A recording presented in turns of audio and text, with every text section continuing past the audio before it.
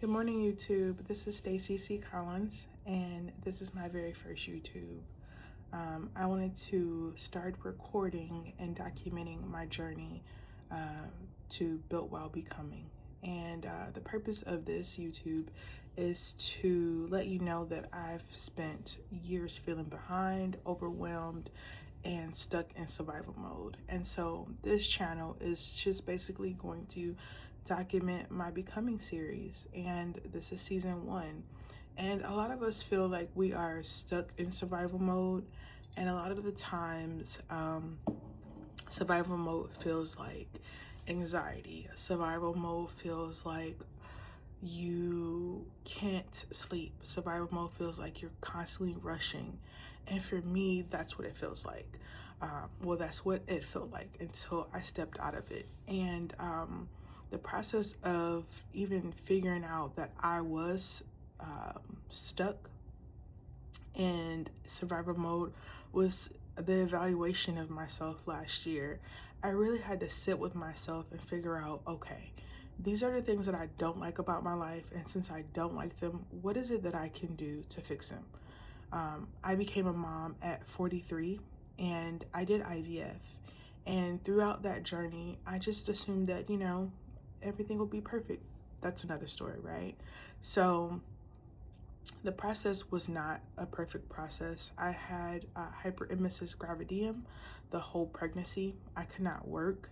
When I was about maybe around 4 months or so, it was so bad. Probably about 4 or 5 months when I was pregnant, and I had to do short term. I could not go back to work. I literally could not get up off the couch. I couldn't bathe myself. I was throwing up like every day, no matter what I ate, to the point where I couldn't even drink water and eat at the same time. It was like, okay, so what do you want to do first?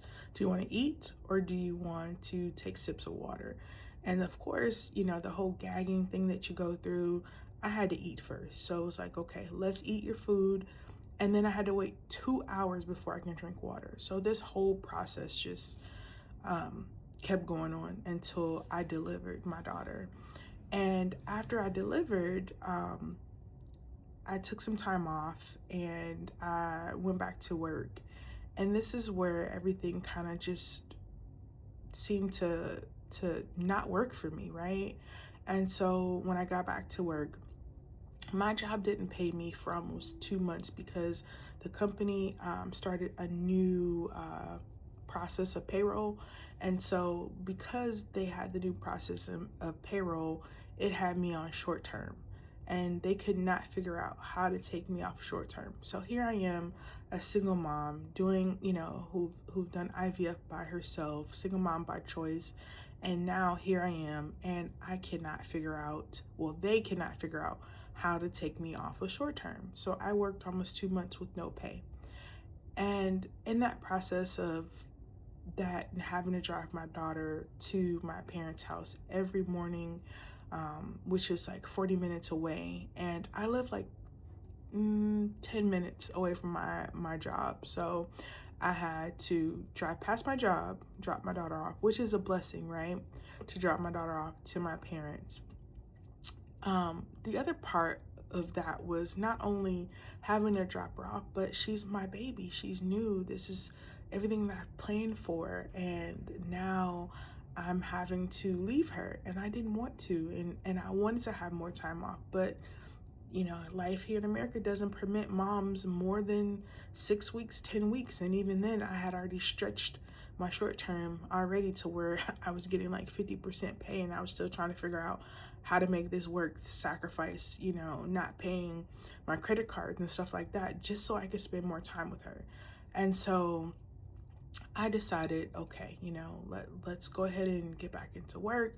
And so here I am dropping her off at my parents' house and coming to work and going 40 minutes one way and then driving another 35 minutes or so back to my job. And that was like a wear and tear on my body. And I was still pumping. I didn't breastfeed her, but I did pump every 2 to 3 hours. And at that point, I probably got it up to like 4 hours where my boobs wasn't just hurting anymore. So here I am trying to pump every 2 to 3 hours at work. And I wasn't even getting any work done because I'm in sales and I have to be, customer forward facing, I guess you could say. And I I wasn't helping. I wasn't doing my job because every 2 hours I'm in the back pumping, and a pump session takes 15 to 20 minutes, and then you have to clean up beforehand and then the clean up after process. So I was taking about an hour out of my schedule. So 4 hours out of my 8 hour shift, I'm pumping for 4 hours total between prep time, cleanup, and everything. And with that process, it just was chaotic. It was so much. And I remember I passed out at work one day because I was getting up every few hours with her, driving her to Cyprus, bringing her, home every day, which that's another 45-minute drive. Well, yeah, 40-minute drive there and then a 40-minute drive back. By the time we unwind, by the time we settle in, I just was living this life of just hustle, hustle, hustle. And everyone kept telling me, this is normal. This is normal, Stacey. This is what moms do. They drive 40 minutes one way. They have to, or the commute time, because you live so close to your job for the last 8 years, now you're outside of your comfort zone. What do you do? And with me being outside of my comfort zone, I had to figure out how to maneuver. And I realized I was angry. Like every day I'm getting up and I'm angry. I'm angry because they didn't pay me. I'm angry because I have to take this drive. I'm angry because I decided to be a mom and I didn't change my careers and I don't have time to spend with my daughter. I'm just angry every single day. And I really wasn't like, I can tell I was feeling like I was going into like almost a state of depression because I just was upset. And so throughout that process of, this is all last year in 2025. Well, I had her in 2023. So this is 2024, all of 24 and half of 25. And something like changed in me where I had to sit down and take responsibility for my actions. And I think in that moment, I had to say, you know what? I'm complaining, I'm unhappy, I'm snapping at my family members. What can I do? What can I change? And then I realized I'm in survival mode. And I'm like, wow, I'm surviving, I'm not thriving. And I've heard someone tell me, you're never happy. And it's not that I'm never happy, it's the fact that there's things that I want in life, and if I don't decide to sit down and fix them and change them, then I'm going to not have the life that I want to live. And so I started doing some soul searching. I started getting on YouTube. I started looking at Myron Golden. I started looking at Les Brown. I started, looking at Stormy Wellington. And I started looking at all of their stories. They started somewhere in life. And it wasn't exactly where they wanted to be. But the shift was the mindset. And so for me, it was like, okay, let me go down this rabbit hole of shifting my mindset, and let me decide on, okay, what impediments do I have in life that I don't like? Well, it's the commute. Okay, so what can we do about that? We can change our career. We can work from home. We can build a business. We could apply for, like I said, a work from home job. Okay, that would fix that. Okay, well, I don't like my weight. I'm unhappy being overweight. Okay, well, what does that look like? Well, that looks like going to the gym. Is that possible for you right now with, a 1.5-year-old at that time? No, it wasn't. And so it's like, okay, well, what could you do? And what I could do was work out at home. in the mornings. And what do most people that are successful, how does their life look? How are they detailing their life so that they can get the disciplines, the self motivation, and not even the self motivation, because I realized recently that motivation is fleeting. You can depend on motivation to sustain you, right? It comes from the disciplines, it comes from the consistencies. So I said to myself, I was like, okay, so what is it that I need to do? And so I looked at all of the people that I admire that are already on YouTube, that are already thriving in their life and their business. I realized they had a morning routine. And so I said, oh, okay, morning routine. I think I can do this. And so I decided to sit down in my office and build out, what does my morning routine look like? How can I take the time to work on myself in the morning? And so I did. I would get up and I would do a prayer and I do meditation. And then I come down in my office and I have my lemon water in the morning. And then I work on some projects that are important to me.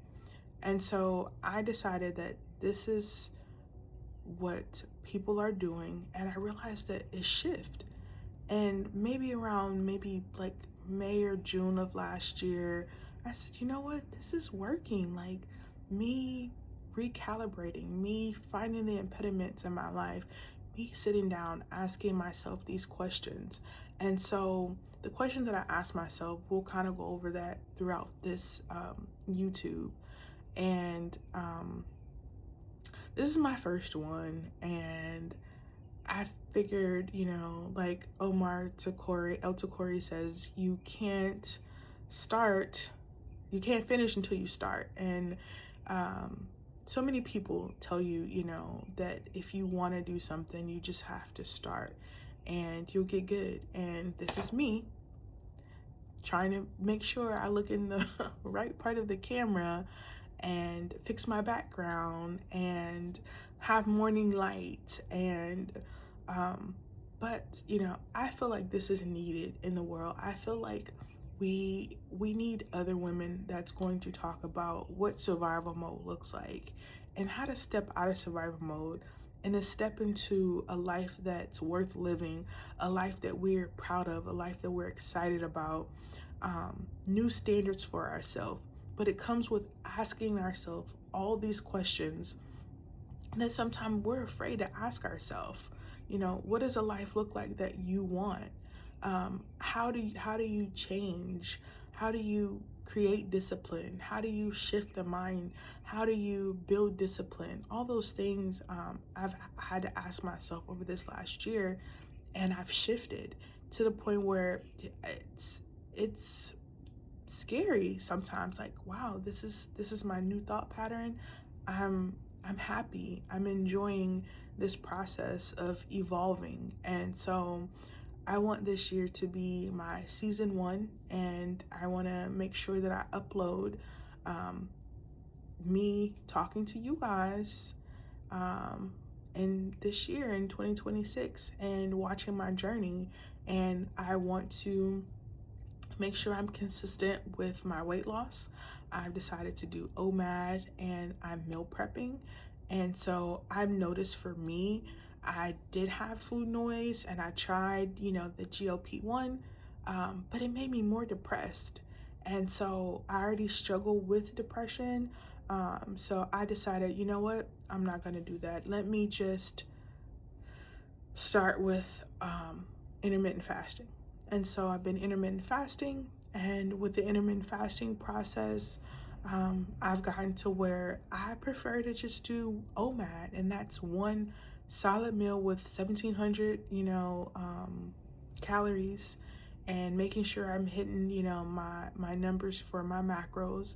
And I'll talk to you guys more about that too. But I want to make sure I hit my macros. I want to make sure, I'm doing my Tai Chi, my meditation, and I want to get back in the gym eventually. But you know what? I was like, keep it simple, Stacey. And keeping it simple is a workout here at home while my daughter's sleeping. And yeah, that's what I'm gonna do. And so that's how I'm gonna work things out this year, and using what I do have. And that's me, you know, taking a walk in the evening time or in the morning, you know, with the stroller with my daughter, and making sure that I still can um, stay busy and stay active. And so I know that the weight will come off. And so you guys will be along for my journey, for my weight loss, for my OMAD, um, for my intermittent fasting, to see how the weight comes off this year. I want to get back into shape. I love being in the gym. I love powerlifting. And so I want to get back to that. And so I want to record that as well. So this video's already been long enough. I can't believe I talked 15 minutes and 52 seconds on my first YouTube. Amazing, right? How did I do? Let me know. Thank you guys. Have a great day. Bye for now.